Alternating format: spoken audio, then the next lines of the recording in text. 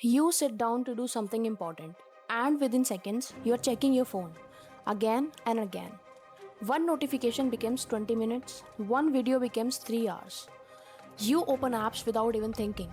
You scroll when you are bored, you scroll when you are anxious, you scroll when you don't even want to scroll anymore.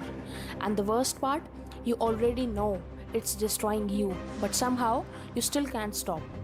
Your attention span is collapsing, your motivation is disappearing, your mind feels exhausted all the time. And what if I told you this isn't happening by accident?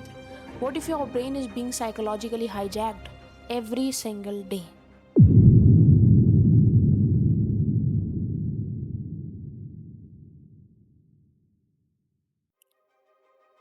A few years ago, people could sit quietly with their thoughts. Now, silence feels uncomfortable.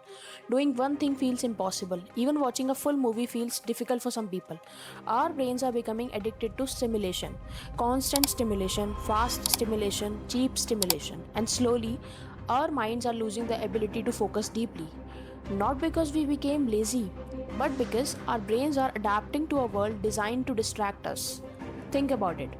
How many times have you up your phone today without a reason?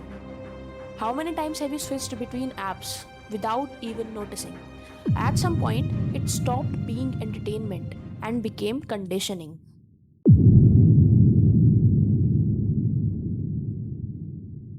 Now, the most powerful companies in the world are competing for one thing, and that is your attention. Because attention is no longer just attention, it's money, power, control.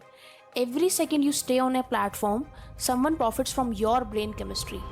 Teams of psychologists, behavior scientists, AI engineers study human behavior obsessively, not to help you focus, but to make sure you never stop scrolling. Every swipe, every notification, every autoplay, and every short form video is carefully engineered to trigger dopamine inside your brain.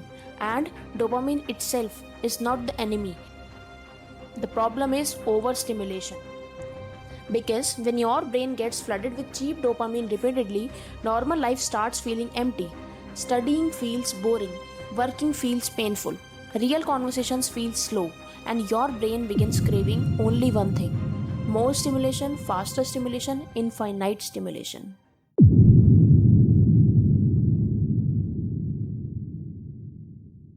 And this is where the real damage begins.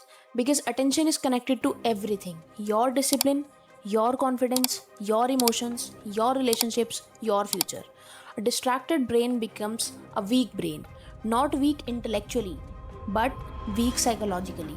You start losing the ability to stay consistent. You avoid difficult tasks. You procrastinate constantly. Your thoughts become chaotic. Your anxiety increases, and eventually, your brain becomes addicted to escaping reality. That's why so many people feel mentally exhausted now. Not because they are doing too much, but because their minds never truly rest.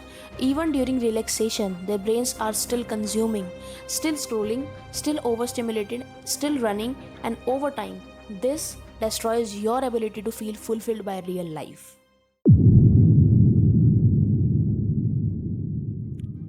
But the most terrifying part isn't distraction, it's control. Because the easier your attention is manipulated, the easier you are manipulated.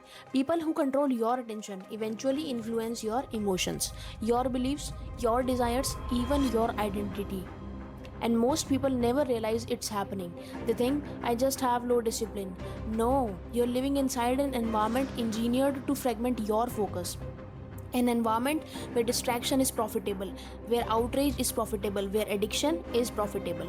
And if you never learn to control your attention, someone else always will.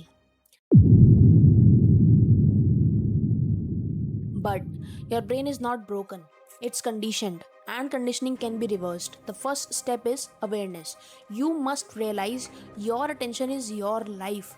Whatever controls your attention controls your reality. And the moment you begin protecting your focus, you begin reclaiming your mind. Slowly, silence stops feeling painful. Deep work becomes possible again. Your thoughts become clearer. Your emotions stabilize. And for the first time in a long time, you start feeling present again. But this is only the beginning. Because distraction is just one layer of the system.